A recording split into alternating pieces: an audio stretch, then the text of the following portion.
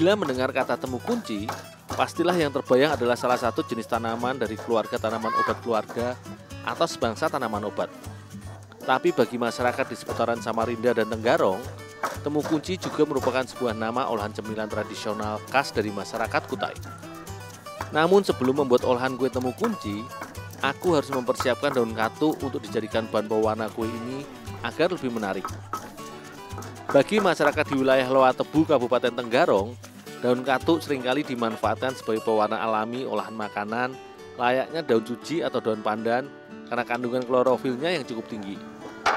Berdasarkan penelitian, daun katuk selain kaya akan kandungan vitamin A atau beta karotin, daun katuk juga kaya akan vitamin B, vitamin C, dan vitamin K.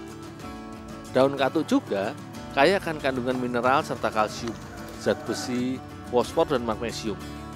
Tak heran bila daun dari tumbuhan yang masih sebangsa dengan tumbuhan cermai ini di beberapa daerah seringkali diolah menjadi masakan layaknya sayur bayam serta kangkung.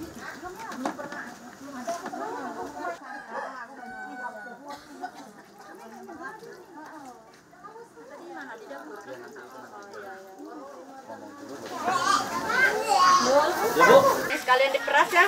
Oh, ya, Bu.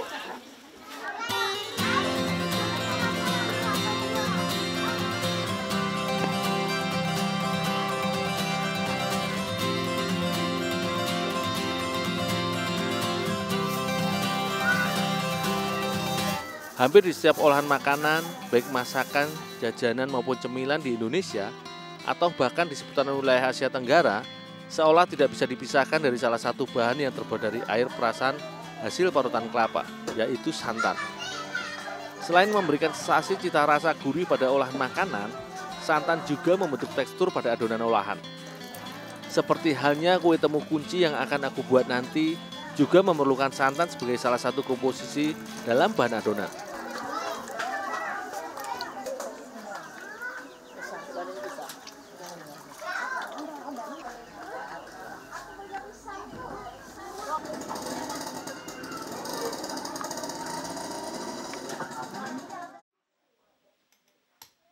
Dalam membuat adonan kue temu kunci, sebenarnya hampir sama dengan tahapan pembuatan kue sejenis bolu yang menggunakan komposisi telur ayam, gula, dan tepung terigu sebagai bahan utamanya.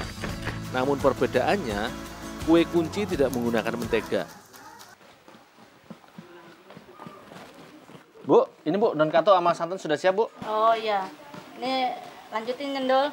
Ibu mau manasin minyak dulu di dapur. Oh, ya, Bu.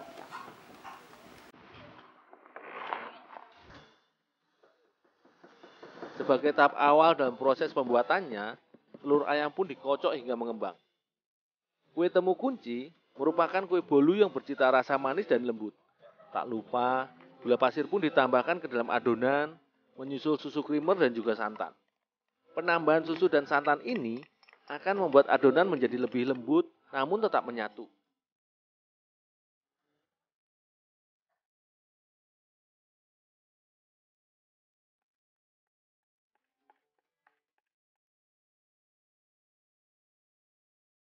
Adonan pun ditambahkan tepung terigu supaya adonan menjadi lebih padat.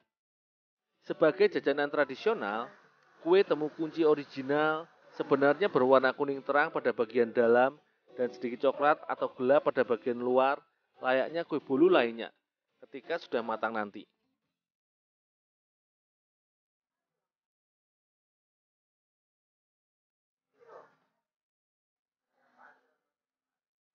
Namun sebagai variasi dan agar lebih menarik, aku menambahkan pewarna alami seperti daun katuk yang aku buat tadi, serta buah naga sebagai pewarna merahnya.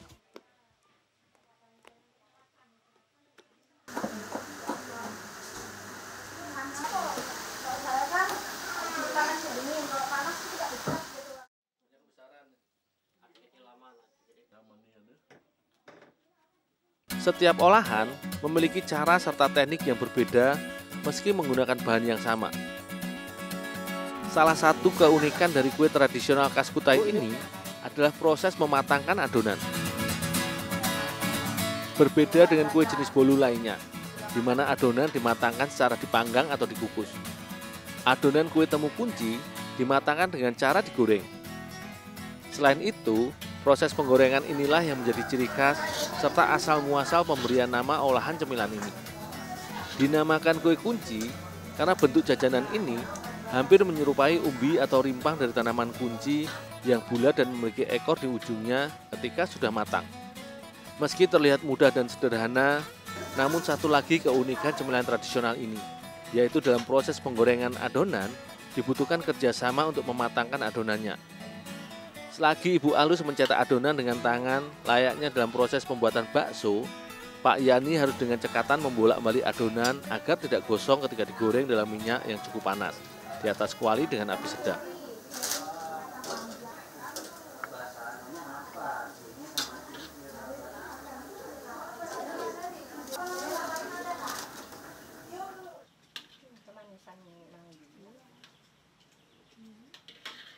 Ada orang bisa pakai baju. Ibu Alus adalah salah satu pembuat kue temu kunci di wilayah Loa Tebu yang telah mewarisi rahasia resep olahan kue khas Kalimantan Timur ini yang telah diturunkan keluarganya dari generasi ke generasi.